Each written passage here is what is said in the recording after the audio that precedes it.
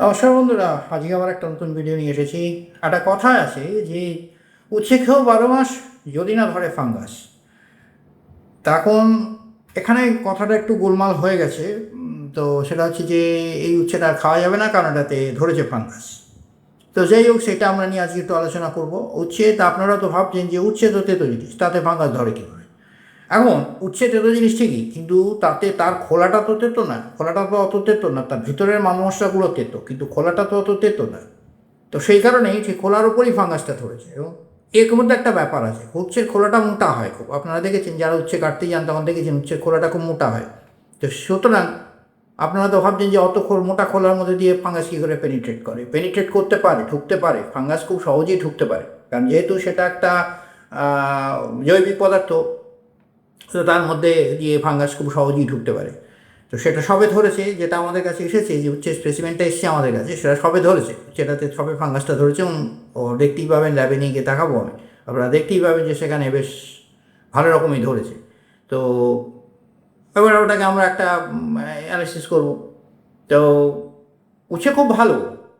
অনেকে আবার বলে যে উচ্ছে খেতে হয় না ইচ্ছে, কিন্তু এটা ঠিক না। উচ্ছে খুবই ভালো, কিন্তু যদি না ধরে ফাঙ্গাস। উচ্ছে খেয়েও 12 মাস, যদি না ধরে ফাঙ্গাস। তো চলুন কীরকম ফাঙ্গাস ধরেছে, তো সেটা দেখে আসি আমরা। So let us go to the lab. তাহলে আমি চলুন দেখে আসি।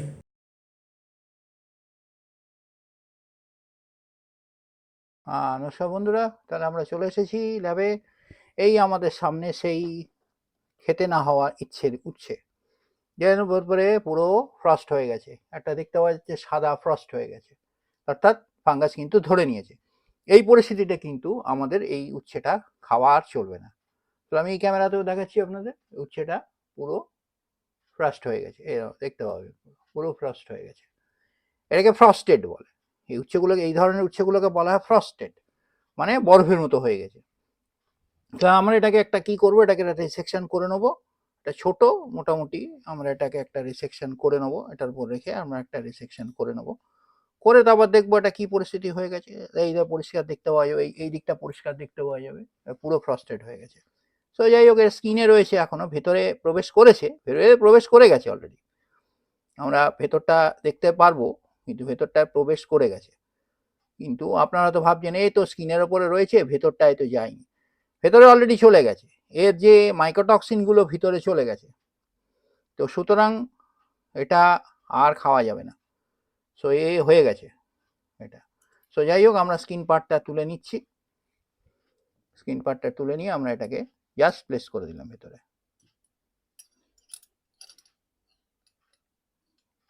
আমরা প্লেস করে দিলাম। সো এবার আর কালচার মিডিয়া অ্যাড করবো। কালচার মিডিয়া অ্যাড করলে আমরা এটা দেখে নেবো যে কী অবস্থা হয়ে রয়েছে। এটা ভয়ঙ্কর একটা ফাঙ্গাস মনে হয়, হতে পারে, কারণ এইগুলোর সমস্ত যা বেরোচ্ছে একটার পর একটা ভিডিওতে আপনাদের আমি দেখাবার চেষ্টা করছি। এটা তো ভয়ঙ্কর ফাঙ্গাস, এগুলো সব ভয়ঙ্কর ফাঙ্গাস। মানে এগুলো আমাদের পেটের ভেতর ঢুকে গেলে পেটরাইট নিশ্চিন্ত। হ্যাঁ, মানে ও বলবে হু আর ইউ, এ বলবে হু আর ইউ, পেটরাইট নিশ্চিন্ত। তো যাই হোক, এটা আমরা একটা পার্পল ব্রথ বলে একটা আগার আছে, আমরা সেটাকে ব্যবহার করছি। এবারে সেটা আমরা দেখবো যে কি পরিস্থিতি হয়ে আছে।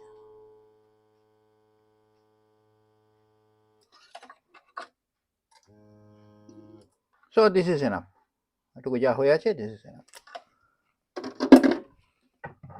সো তাহলে বাই ফ্রম।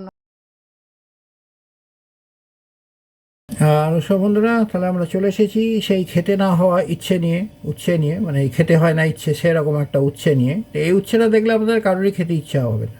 তো এই যা পরিস্থিতি এখন হয়ে রয়েছে, এই দেখুন উচ্ছেটা আপনারা দেখতে পাবেন কিনা জানি না, এই দেখুন এই পরিস্থিতি। স্পেসিমেন্টার একদম পুরো ভর্তি হয়ে গেছে লিসিনে। তো যাই হোক, এটা আমরা একটা ইন্সপেকশন করে দেখবো এটা কী ফাঙ্গাস ধরেছে। ফিউচারিয়াম হতে পারে, নেকটেরিয়া হতে পারে, আপনার ক্লারোস্পোরিয়াম হতে পারে, অন্য কিছু একটা, অন্য কিছুও হতে পারে, সেটা দেখবো আমরা। তবে মনে হচ্ছে এটা ফিউচারিয়াম গ্রোসিক, মানে গোত্রেরই কোনো fungus. So let us see এটা কী বস্তু হয়ে রয়েছে। সো চলুন মাইক্রোস্কোপের তলাটাকে নিয়ে যাই, নিয়ে গিয়ে দেখি এটা কী হয়ে রয়েছে। So go to the, let us go to the microscope. যাওয়া যাক, মাইক্রোস্কোপ কী বলে।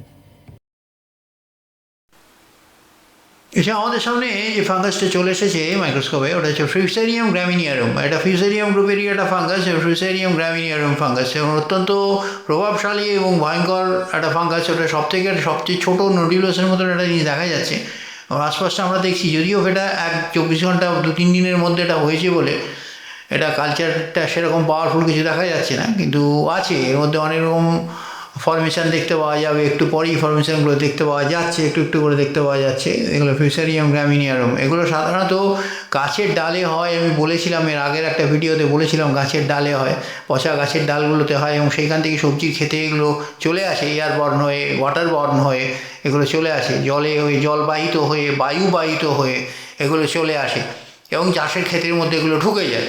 ঢুকে গিয়ে সবজির মধ্যে এটা বাসা বেঁধে ফেলে। তারপর এটা ধীরে ধীরে ধীরে ধীরে সময়ের পরিপ্রেক্ষিতে এগুলো আস্তে আস্তে বাড়তে থাকে এবং এগুলো ফ্রিজে থাকার অনেক দিন থাকার পর এগুলোকে বেশি ভালো দেখতে পাওয়া যায়। তো এখানে গ্রামিনের মোটামুটি দেখতে পাওয়া যাচ্ছে, এখানে মোটামুটি যেগুলো স্টেলথের মতন, এই যে সামনে একটা এসেছে এরকম সব দেখতে পাওয়া যাচ্ছে। এরকম চেয়ার, এইটা হচ্ছে চেয়ারটা, গ্রামিনিয়ারুমের এইটাই চেয়ারটা। তো যাই হোক, এরকম সমস্ত জিনিস আছে।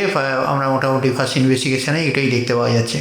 তো ফিউসেরিয়াম গ্রামিনিয়ারুম ভয়ঙ্কর ফাঙ্গাস। এগুলো থেকে বাঁচার কোনো রাস্তা নেই এবং সবজি তরকারিগুলোকে বাঁচিয়ে রাখতে হবে, এবং যদি এগুলোতে ধরে যায় তাহলে এগুলো ফেলে দিতে হবে, খাওয়ার কোনো পরিস্থিতি করা যাবে না। তাই হচ্ছে ফার্স্ট ইনভেস্টিগেশন।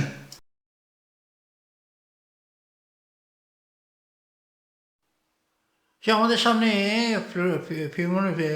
ফিউসেরিয়ামের যে গ্রামিনোলিস যে ফাঙ্গাসটা, তার ফ্লোরেসেন্সিম এসে চলেছে। এগুলো সমস্ত মাইক্রোটক্সিন এখানে দেখতে পাওয়া যাচ্ছে। গ্রামিনোলিয়াম ফাঙ্গাস অসম্ভব পাওয়ারফুল ফাঙ্গাস একটা, এবং প্রত্যেকটা জায়গায় মাইক্রোটক্সিনে ভর্তি। এগুলো সব মাইক্রোটক্সিনের লিজিয়ানগুলো দেখা যাচ্ছে, ভর্তি মাইক্রোটক্সিন, প্রচুর মাইক্রোটক্সিন আছে। এবং এই ফাঙ্গাসটা একটা পুরো কলোনাইজড হয়ে রয়েছে এবং অসম্ভব পাওয়ারফুল ফাঙ্গাস একটা।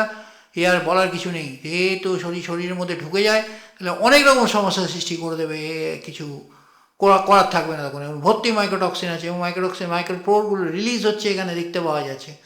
এবং পরিষ্কার মাইক্রোটক্সিনগুলো রিলিজ হচ্ছে, জাস্ট কালচার থেকে তুলে ফ্লোরেসেন্স ইমেজিং করা হয়েছে এবং প্রচুর মাইক্রোটক্সিন এখানে ভিজিবল হয়ে গেছে।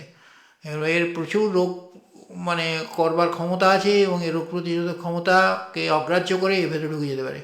পেরিলিন কুইনন থাকে এর মধ্যে, এবং অত্যন্ত পাওয়ারফুল ফাঙ্গাস এবং অত্যন্ত পাওয়ারফুল সব মাইক্রোটক্সিন রয়েছে। তাহলে মোটামুটি ফ্লোরেসেন্স ইমেজিং এই পর্যন্ত, এর আর কিছু বলার নেই।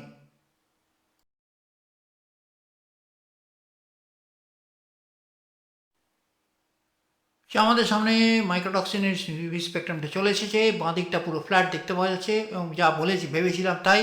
এখানে 86 থেকে 87টা মাইক্রোটক্সিন রয়েছে, এবং তার সঙ্গে তার মধ্যে পেরিলিন কুইনন তো রয়েছেই, টেট্রাডক্সিন, এবং অনেক রকম খুব বড় বড় বাঘা বিষাক্ত সব মাইক্রোটক্সিন রয়েছে, যেগুলো থাকলে পরে আমাদের শরীর স্বাস্থ্য সব খারাপ হয়ে যেতে পারে, নানা রকম রোগ ব্যাধি জন্মাতে পারে। স্টমাক তো নষ্ট করে দেবেই, তার সঙ্গে লিভার টিভার সব নষ্ট করে দেবে। এবারে ইনকিউরেবল একটা স্টমাক ইনফেকশন হয়ে যাবে, যেটা সারতে প্রচুর সময় নিয়ে নেবে এবং সেই সঙ্গে অনেক রকম ড্যামেজ করে দিতে পারে শরীরটা। তাহলে এই ধরনের সবজি থেকে আমাদের সবসময় বিরত থাকতে হবে। এই ধরনের সবজিতে যদি ফাঙ্গাস লেগে যায় তাহলে এইগুলো আমাদের খাওয়া কোনোভাবেই চলবে না। ওই কেটে ছাড়িয়ে ধুয়ে কোনোভাবেই খাওয়া চলবে না, এগুলোকে সব আমাদের ফেলে দিতে হবে। তাহলে এই হচ্ছে মোটামুটি আমাদের ইউভি স্পেকট্রাম ভিডিও। আর কিছু বলার নেই। এইগুলো থেকে আপনারা দয়া করে সাবধানে থাকবেন। তো এই ভিডিওটাই পর্যন্ত।